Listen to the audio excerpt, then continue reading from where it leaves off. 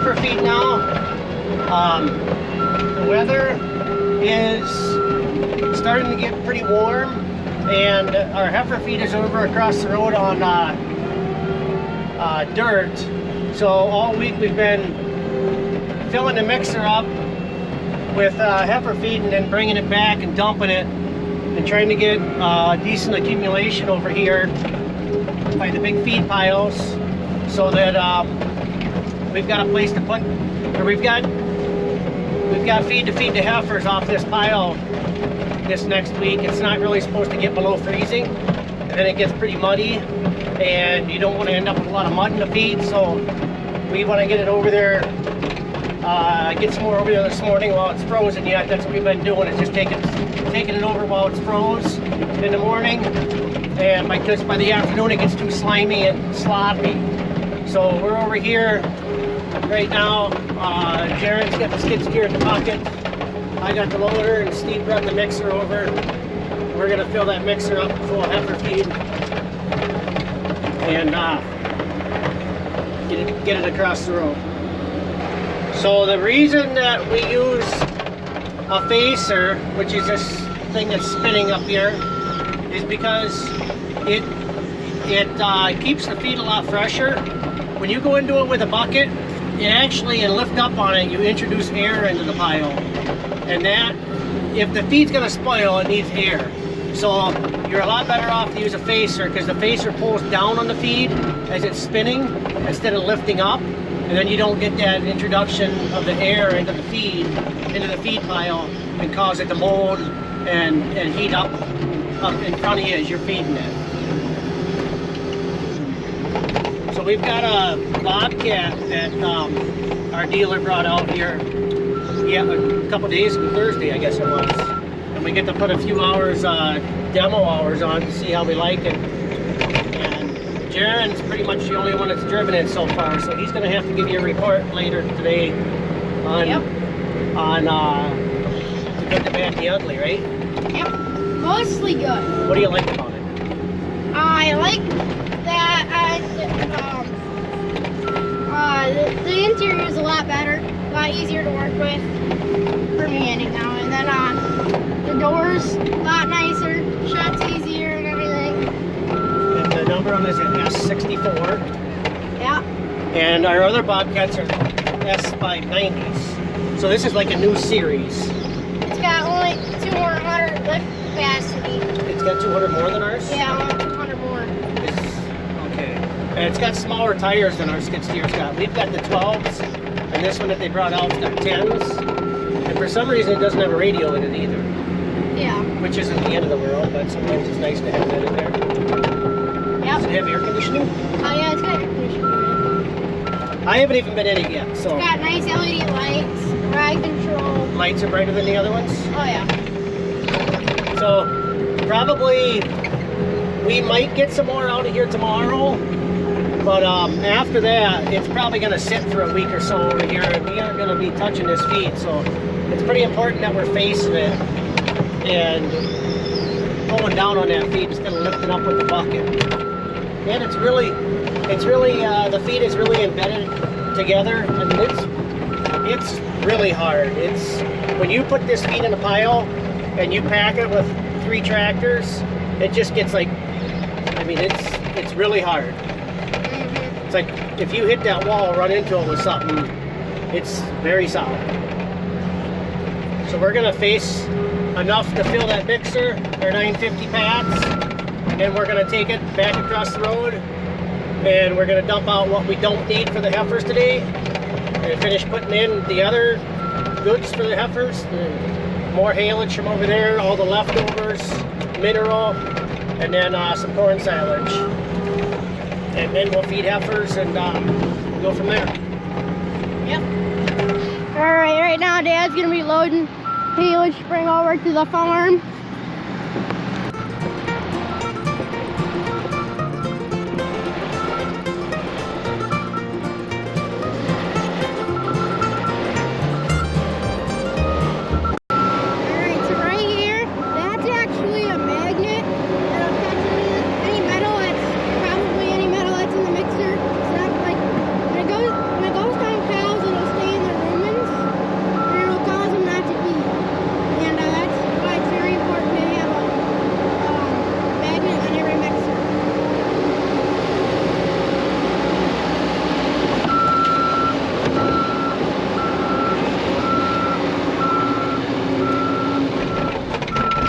So now is what we're doing. We got a few ruts over here. We're just gonna backblade them so that if they freeze tonight or whenever they do freeze again, it's not super rough, and it'll freeze actually better if you smooth it out too.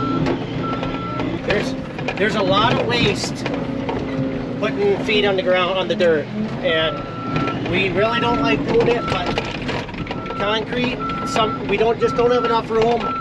There's a couple of different reasons why. Number one is concrete costs a lot of money. Like it's expensive to put a concrete pad. On the other side of the farm where we got the cow feed, it's about there really isn't any more room to put any concrete. So then over here, it's like we don't really want to come over here and just throw a slab of concrete down, because you never know what the future is going to be for this area. If we knew that for sure, we might consider it. And then obviously the cost of doing it is probably the main reason it isn't done, and there's feet on dirt. Yep. Which actually it works pretty good. In the wintertime when it's frozen, it works really good. But now getting to be this time of year is when it gets to be a challenge. So you just got to kind of manage it and work with it.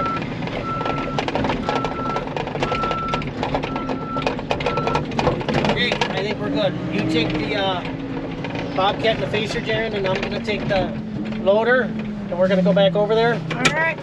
And load up the mixer.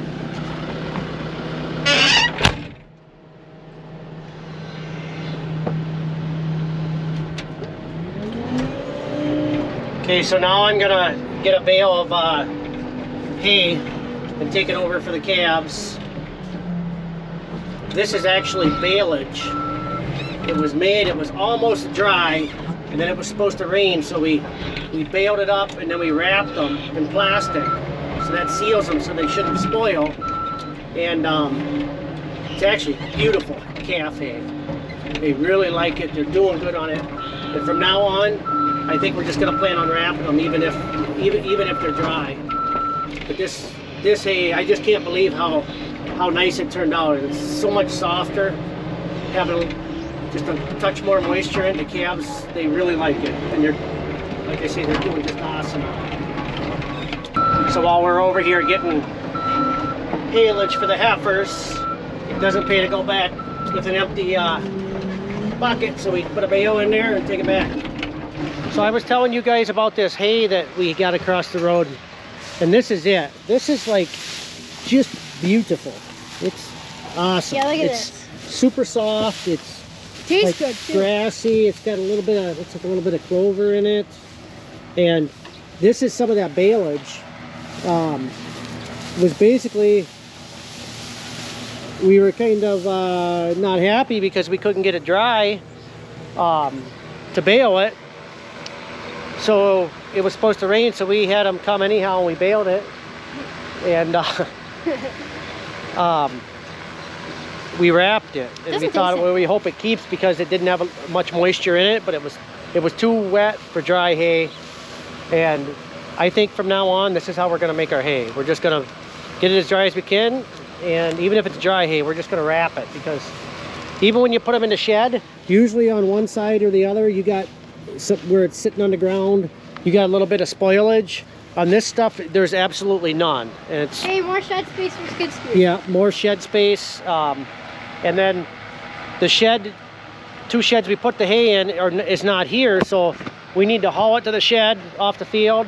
And then as we were feeding it, we got to haul it down here to the farm, where now we could just make rows of baleage out somewhere close to here, like what we did across the road. And that would be one less thing to do, would be haul that hay back. Yeah. So that'd be nice too. But really nice stuff. So I think that's the way to do it. Alright, so right now I let Dad drive the skid steer. And the reason why we're pushing up this feed here for our heifers out the heifer shed, it's because the roof is too short for the mixer to get through. So the mixer can't quite flap it onto cement far enough by the heifers. So that's what Dad's doing now.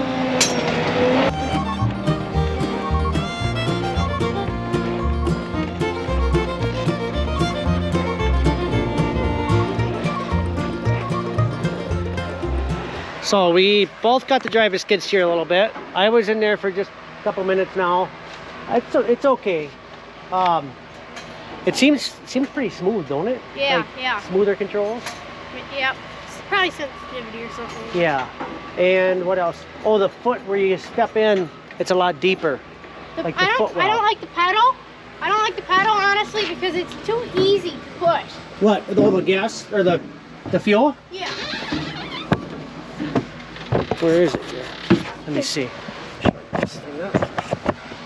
Sick. Right there. Yeah. This is the pedal.